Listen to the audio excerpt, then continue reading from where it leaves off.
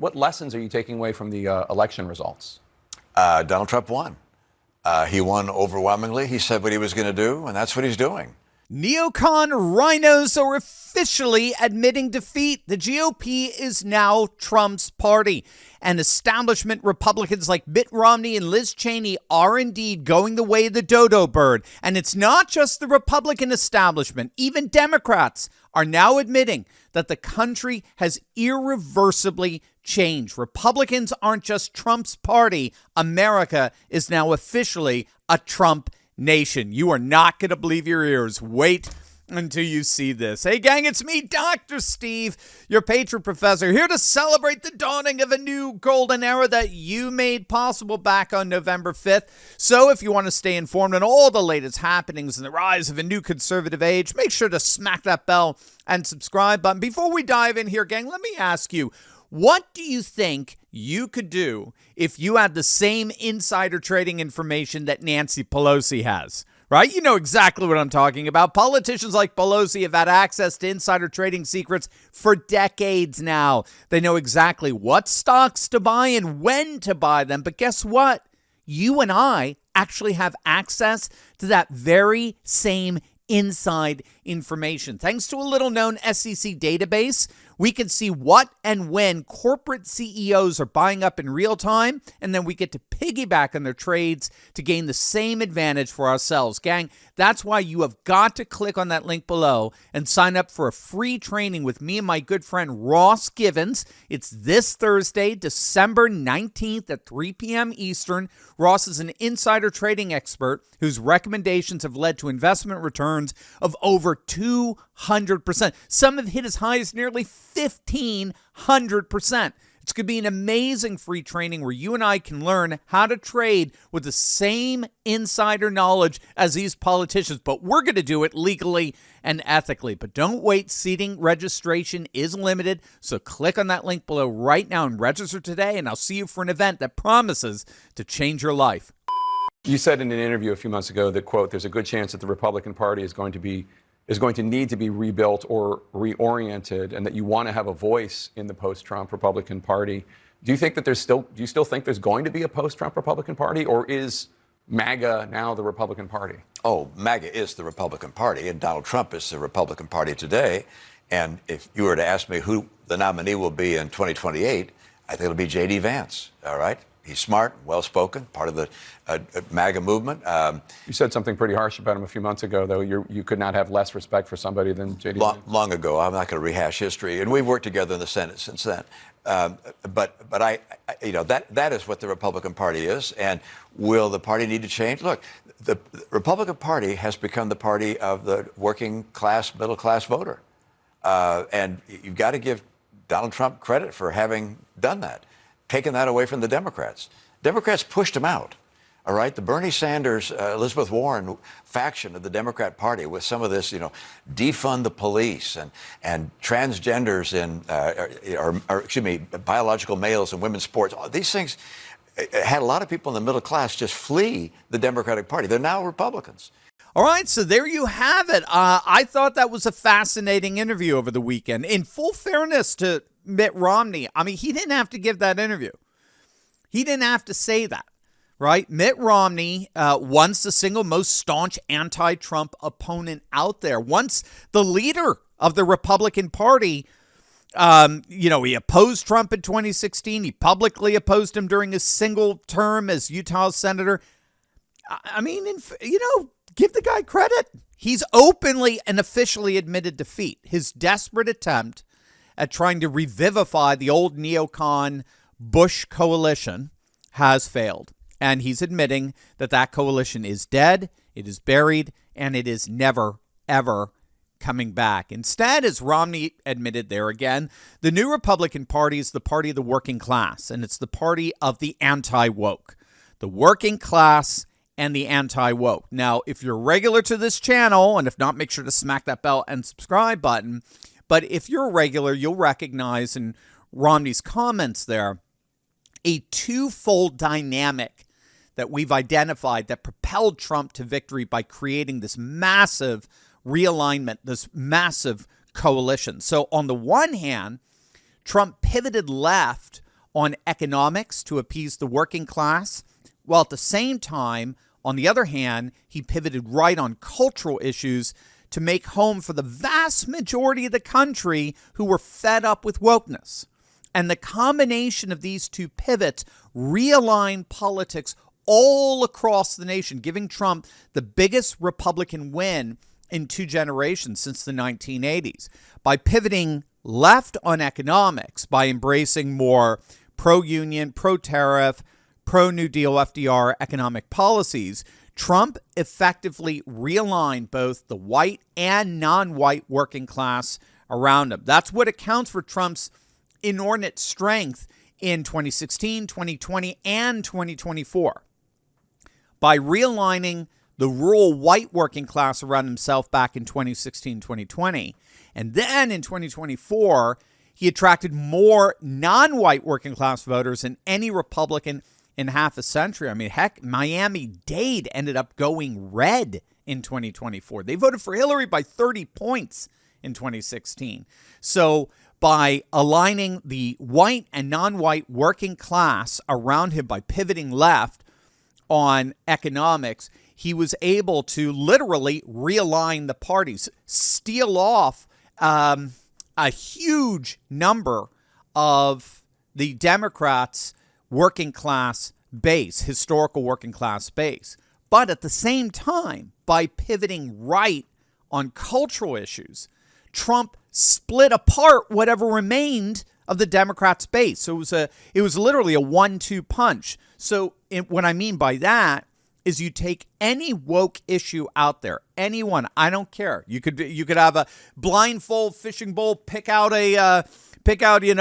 whatever woke issue you find. Biological men using women's restrooms, biological men competing in female sports, CRT in the classroom. It doesn't matter. Whatever issue it is, you poll that issue, and you'll find that 50% of the left supports it, but 50% of the political left opposes it. The Bill Maher left, the Piers Morgan left, they oppose it. However, you poll whatever that woke issue is on the right, and you'll find that 100% of the right opposes it. So in other words, more people are likely to vote against a woke issue than they are to vote for it. Wokeness splits the left and it unites the right. So this is the brilliance of the Trump MAGA populist Republican Party. As long as it pivots left on working class economic issues and galvanizes the working class, and then pivots right on cultural issues that splits the left and unites the right, the anti-woke demographic, as it were, it promises to be the single most dominant political realignment our nation has seen since FDR's New Deal. And it's not just Mitt Romney and Rhino Republicans are recognizing this. Take a look at what the former Obama advisor, current CNN commentator Van Jones had to say over the weekend. How the hell did Donald Trump figure out the mainstream media is the fringe and the fringe is now the mainstream? How the hell did Donald Trump figure out? I mean, Joe Rogan is obvious, right? Like, we knew the guy had a big audience. It's not like we were like stunned, but like, how the hell was he, the 78-year-old guy who doesn't even have a computer and still like writes handwritten notes? How did he become the guy who cracked the code on, to your point, running a cultural, I don't even want to say campaign, running it was a movement. Look, heading a cultural movement versus a campaign. Every one of your people knows Elon. Listen. Yeah, so I mean, everybody keeps, I mean, the problem is you have a framework in your mind that how can Donald Trump? Guys, can we cut it out? Donald Trump is not an idiot. Donald Trump, let me just be very clear. Donald Trump is smarter than me, you, and all critics. You know how I know? Because he has the White House, the Senate, the House. Totally agree. The popular vote. He has a massive media ecosystem bigger than the mainstream built around him and for him, and a religious fervor in a political movement around him. And his best buddy is the richest person in the history of the world, and the most relevant Kennedy is with him. This dude is a phenomenon. He is the most powerful human on earth and in our lifetime. And we're still saying, well, how was this guy? We look like idiots to ordinary people. You're totally right. You know, I got to say, I mean, I have to hand it to Van Jones. He is consistently, over at least these last several months, he has consistently demonstrated a penchant for rightly understanding the massive political paradigm shift that's happening in our nation right now as we speak. He still disappoints. He still allows the old, outdated liberal worldview to cloud his judgment. But right there, what you heard, that was about as close to reality a liberal can get without finally rejecting their own modernist liberalism. Back in July, Van Jones noted that the Republican National Convention, the enthusiasm that he was seeing there, literally within a week after President Trump was shot in the face, it reminded him of the Democrat National Convention back in 2008 when Obama went on to win in a massive landslide. Well, as it turns out, we did see something very much akin to 2008 play out back on November the 5th. I mean, we can't exaggerate how huge of a win this was for Trump. Bottom line, every single state in the union, all 50 states pivoted right. Every single state pivoted right. And some of the most dramatic movement happened in the most reliably blue states. New York shifted 12 points to the right. Kamala only got half of the margin that Biden got in 2020. New Jersey shifted 10 points to the right. Trump came within 5 points of winning New Jersey. Same with Minnesota. Trump came within 4 of winning Minnesota. Minnesota was the sole state that voted for Mondale in 84. Republicans, in addition, won control of the Senate. They won control of the House. They won the majority of governorships, state legislatures. However, there is an important difference between 2024 and 2008. And again, this is where I think Van Jones's, shall we say, liberal fidelities get in the way of the accuracy of his analysis. Obama won with a coalition that turned out to be very, very fragile, very tenuous. Rich Barris of the People's Pundit talks about this often. It was a coalition that was artificially inflated with the excitement of being a part of history and voting for the first time, voting for the first, black president. The enthusiasm for Obama, as it turned out, dropped dramatically in 2012 when he barely won re-election, ironically, against Romney, in stark contrast to his overwhelming win in 2008. 2012 and 2008 were two fundamentally different elections. What Trump demonstrated in 3 election cycles in a row is the ability not merely to assemble a very loyal, very strongly aligned coalition, but one that has the power to grow and expand significantly. Trump is one of the few incumbents who actually increased his vote share between 2016 and 2020 by several million votes. And he did it again in 2024. He got even more votes than he got in 2020, which was 7 million or so more than he got in 2016. And so to close the loop here, bring this back to Mitt Romney's comments. What we're seeing with Trump, unlike Obama, is a very real political paradigm shift.